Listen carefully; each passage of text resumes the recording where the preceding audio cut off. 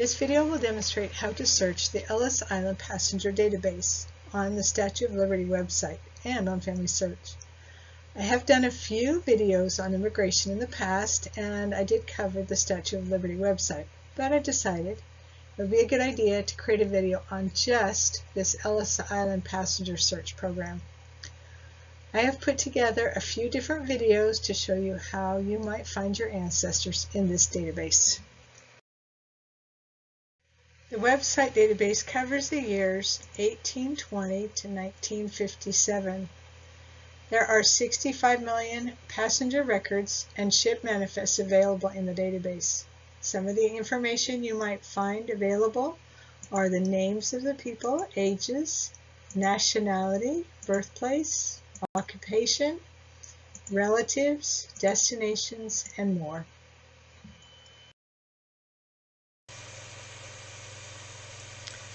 Right. When you want to go to this passenger list search, you go type in statueofliberty.org, and this is what comes up. And this is not what I want to see, so I'm just going to click off of that image, and I get this page. Statue of Liberty, Ellis Island Foundation. And you can go right here to passenger search,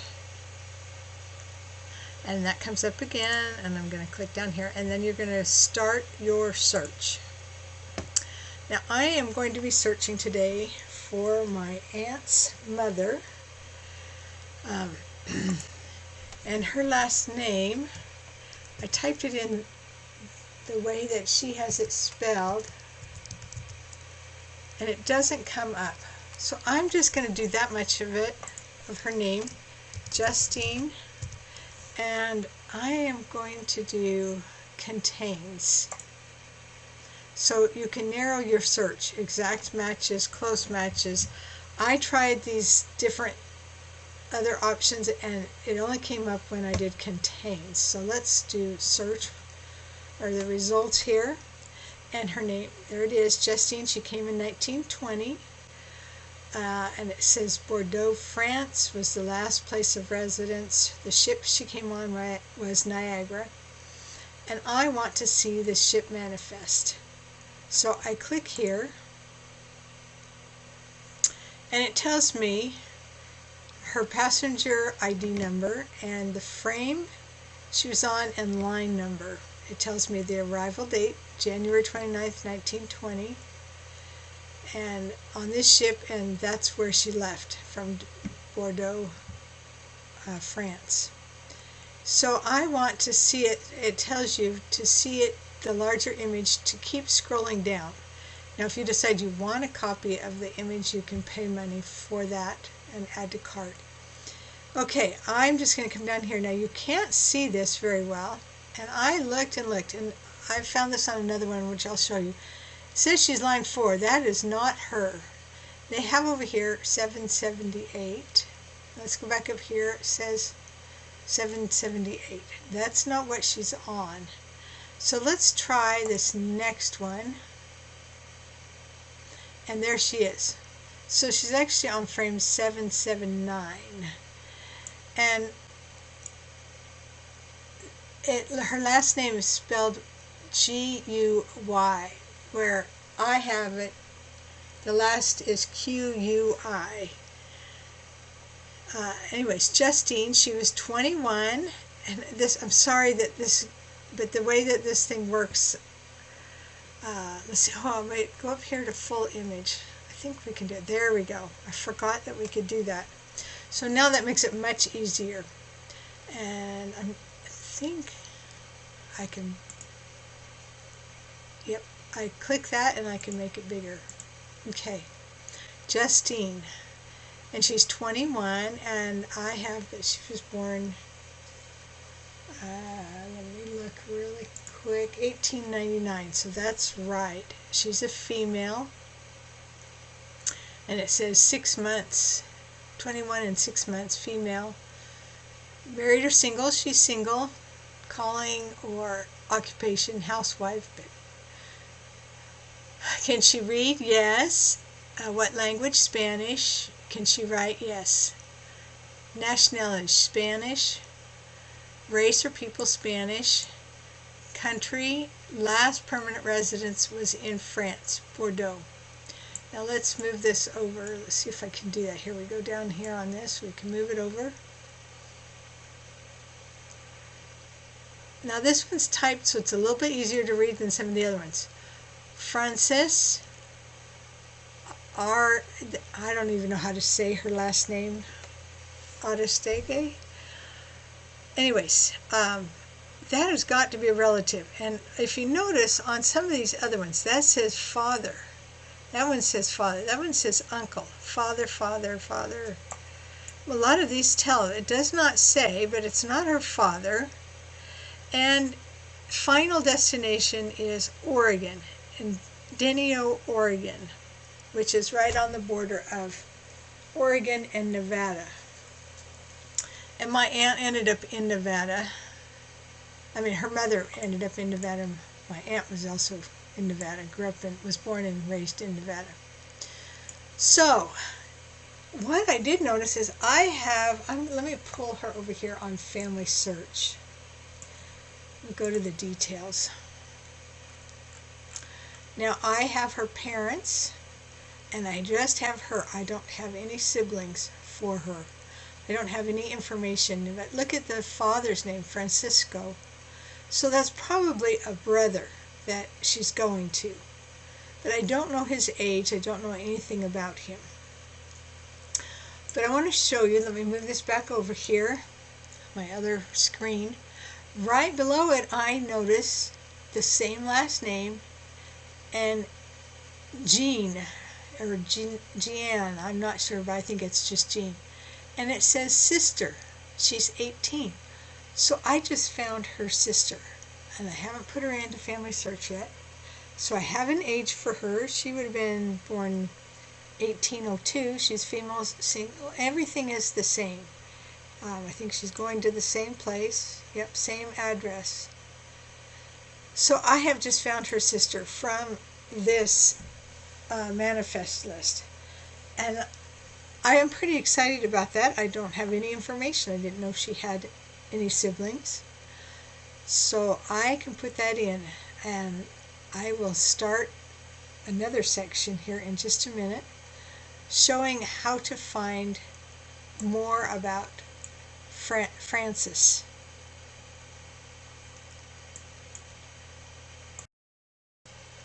All right, let's continue on. One of the things I forgot to point out before is their arrival in the port in Ellis Island was the 15th of January 1920. Probably a pretty cold time of the year to arrive. But I want to now look for this Frances Aristege. I'm not sure how to say that name. They're Basque, my aunt's family is. And so I want to show you, I figured that he would have come through in Ellis Island, and I typed in his name, and he came up. Francisco Aristege is what came up. And it says he's on line 4, frame 618, and this is his passenger ID. Here's the arrival date up here, where he left from. So let's go down and look at this record, and I'm going to go to the full image. And I think, if I remember right, this one was also wrong. So you go down to number 4, self. Anyways, that is not the record, so I'm going to get rid of that, and I'm going to make this smaller. There we go, so I can see everything. I think I went up one. Let's try this one. There he is.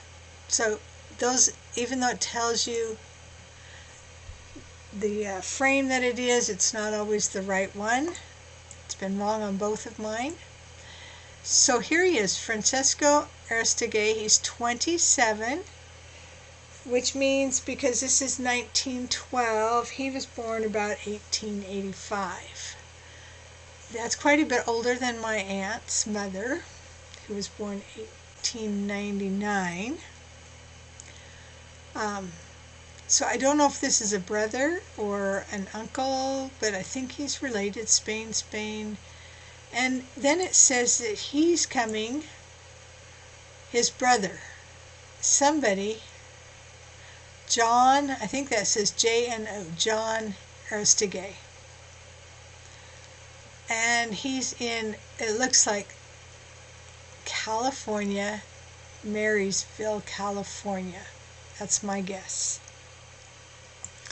So now I have at least that person to look for. So this kind of shows you some of the things that you can find on these records. Oh, I see here are these tell uncle. I can't remember. I can't read that one. Maybe it's uncle, also brother, brother, sister, father. And let's make this bigger. Make it a little easier to read. And so this one's in cursive, so it makes it harder to read than the one that was typed. Even that one sometimes is kind of hard. But we have mother, father, father. Here's wife. I don't know what, oh, parents, parents.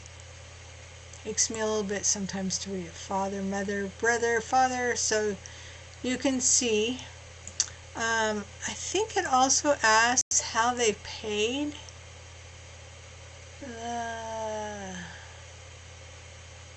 On some of them it tells who paid for them.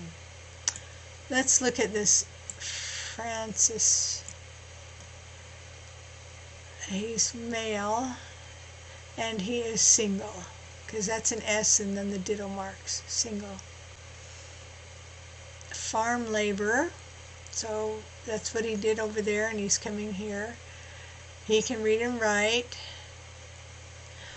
All right, I just wanted to give you some ideas. So now I have this name, and I have a brother, John, and I need to see if I can find them by searching some of the census records.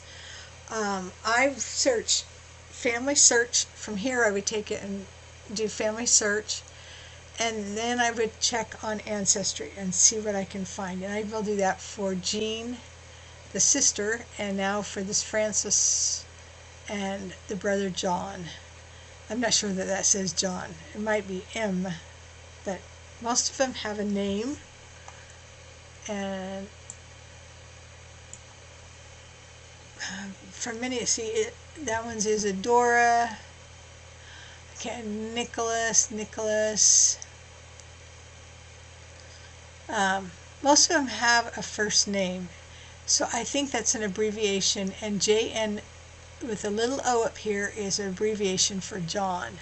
So I think that might be what it is.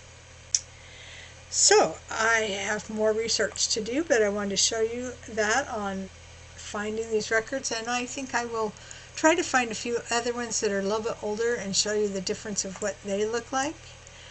But I will come back.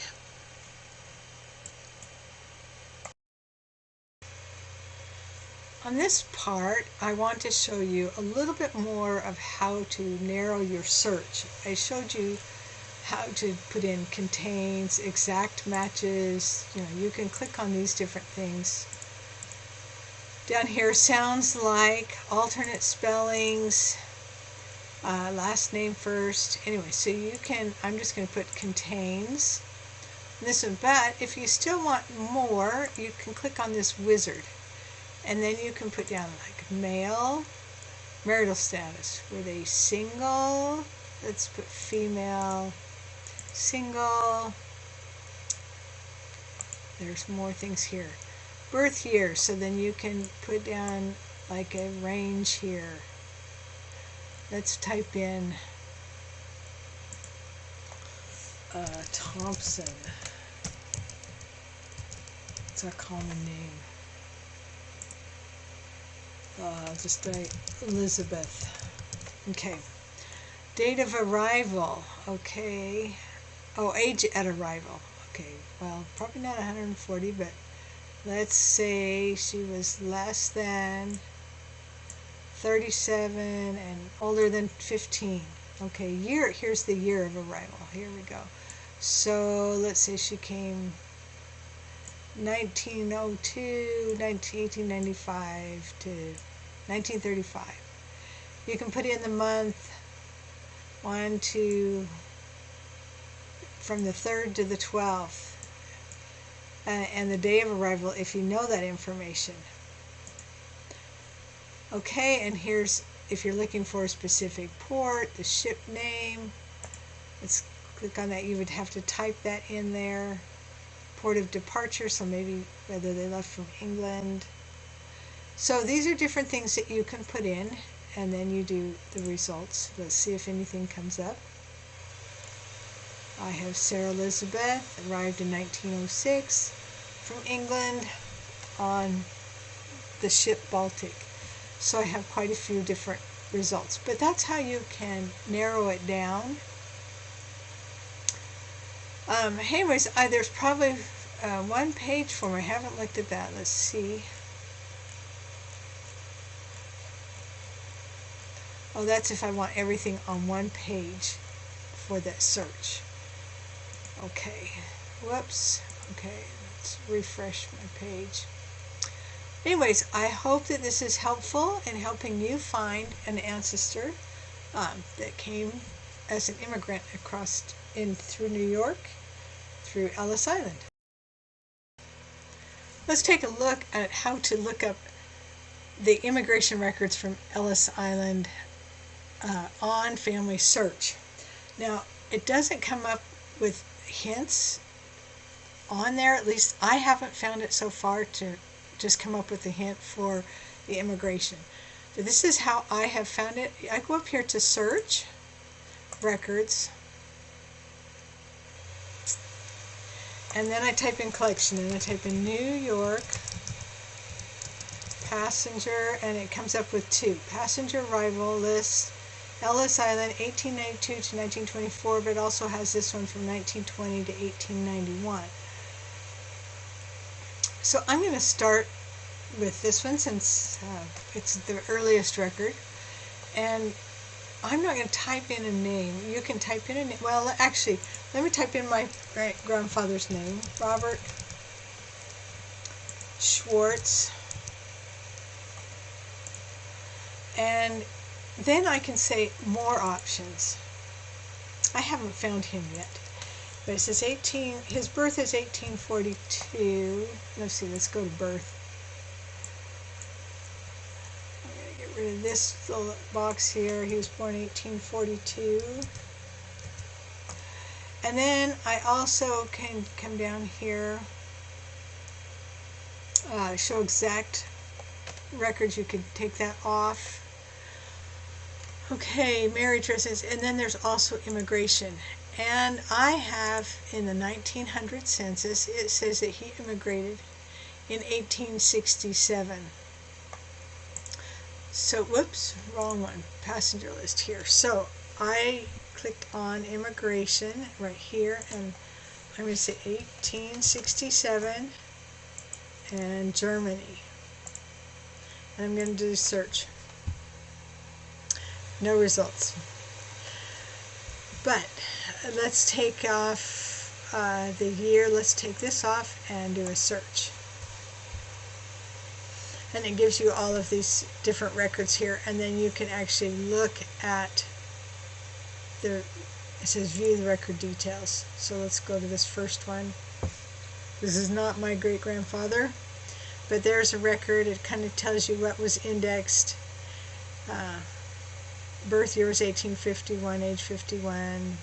This is year he immigrated, and I came on the ship Greece. So let's take a look at this record. I haven't looked at this previously, but we'll see what it gives us. So we have the name, the age, it gives you the year and the month, at least on some of them. Whether they're male or female, their occupation, country to which they severally belonged, I guess, England. And this "do" means all of these people came from England. The country to which they intend to become inhabitants, and United States. Died on the voyage. Let's see if anybody died on this voyage. Not on this page anyway. And steerage. So this is where they were part of the vessel occupied by each person during the voyage. Let's look up here. It's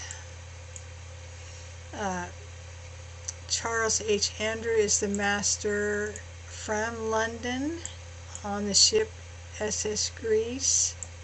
I'm looking for a date.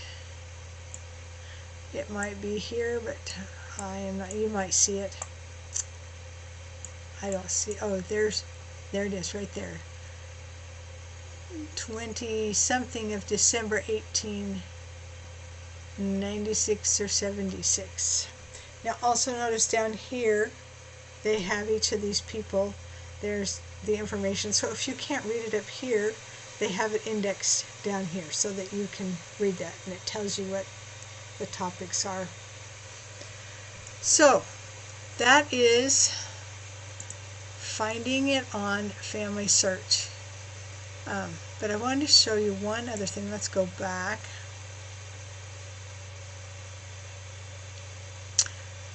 Generally, you wouldn't need this. I'll tell you what, let's just go this way. Records, this will be faster than me going backwards, I think. And I'm going to type in the New York passenger. So let's click on here. And it says browse all images. Now, most of these records that you look at, you can browse all the images. And I'm not sure that you can do this on the Ellis Island website. So let's just take one of these really early ones. 7th of January, 1820. Just give you an idea of some of the early ones, what you might find. Okay, so you can go down here, and we don't have to keep going forward. Here's a record right here. I think this says passengers, brig, Hipman's, but it gives you the date, 7th of January 1820, but of course that was on the index. And then you can go to the next image, and this is the image. There's 7th of January 1820. So let's see. JM, down here, it says I am Merritt, male, 38, birth year, so it figures out 1782. He's coming from Holland. He's a merchant, and that's what you're going to find on that whole page there. Let's just make this smaller so we can see the whole thing. Okay, he's the only one on there. Now if we keep going,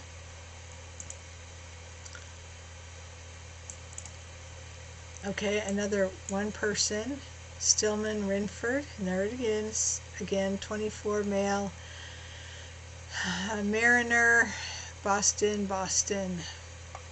So that's your early ones. So if you're kind of wanting to look at the years and what it might look like, what you're looking for, let's go back here and let's go to farther down.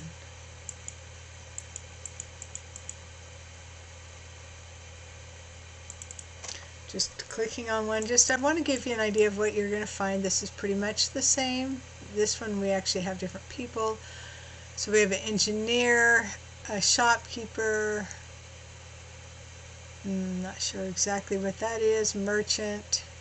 We have people coming from England, the United States, Spain, France, Spain, and their names and their ages. Okay, let's go back to this passenger list. So let's take 1867, since that's the year that my great-grandfather came. I don't know when, but we'll see if it looks any different. So let's look at the, okay.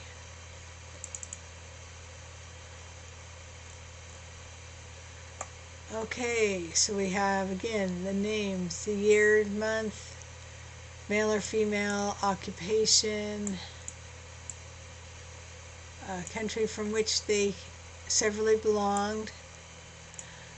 Okay, and they're going to come to the United States between deck.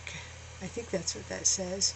Okay, again we have the names. It's all indexed here.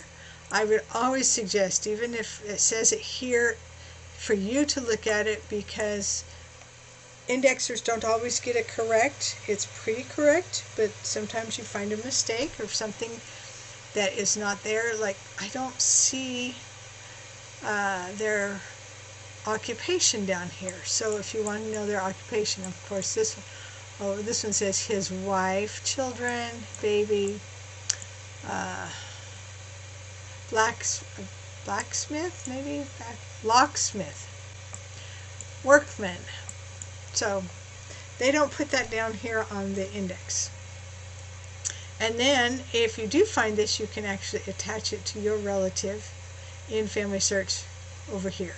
That's how you attach it. Or you can put it in your source box and then attach it from your source box. I have another video on how to use the source box.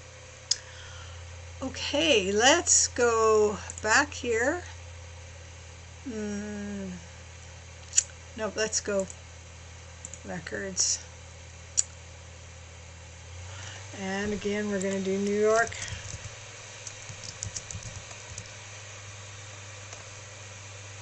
Passenger arrival, we're going to do this one.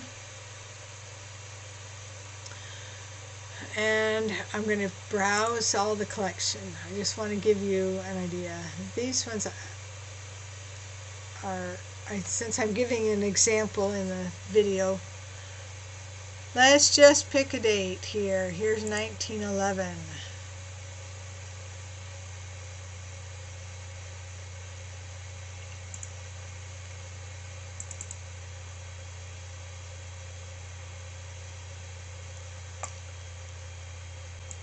So now we're getting to this part where they actually add where they're going. They're going to their mother, and let's see, name and complete address of nearest relative or friend in country whence alien. So her mother was from Paris. And then I don't see it on everybody. Oh, because they are all U.S. citizens, and then I guess they didn't have to have that. That gives you an idea. Most of the time it's at least the nationality. As they get later records, then it gives you a little bit more information as part of who they're going to and where they're going. The final destination is New York. So I hope that helps you if you want to look it up in FamilySearch. Now I just noticed here, this one does not have it indexed. That earlier one, all the records were indexed. So on this one you would need to attach here, use your source box, or attach from this blue box up here, and you're attaching the whole record, and you would have to, let's just click here, and it tells the name of that. You can change it if you want to say passenger list, but that's what the name of this record is. And you can add it to your source box here, select the person, and if it was my grandfather, I could pick him, or I can put the person's ID. See, each person has this little ID number. You can put the ID number in, and then you go from there, and it will attach it to them. Once you put that number in, if I click him, then it would say next, and you go to that. Anyways, just follow that. I'm not going to attach it to my great-grandfather because that's not him. All right, that concludes this section. And I'm hoping that you're learning something on this. Be sure to put a like if you think that this is worthwhile. Thanks. Bye.